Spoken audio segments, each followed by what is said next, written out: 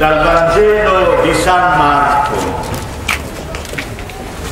Gesù e i suoi discepoli giunsero a Betsaida, dove gli condussero un cieco pregandolo di toccarlo.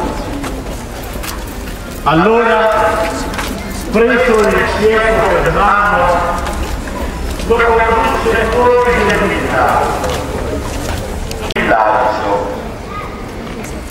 Poi Gesù partì con i suoi discepoli verso i villaggi intorno a Cesarea di Filippo e lungo la via interrogava i suoi discepoli dicendo: chi dice la gente che io sia?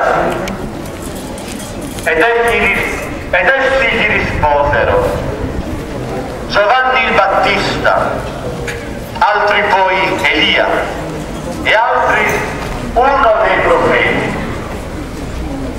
Ma egli replicò: il primo è quello dell'uomo cieco e quella tua misericordia mi acquista la luce degli occhi.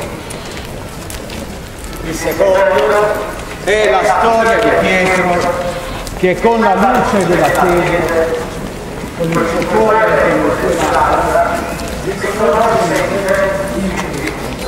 il Messia.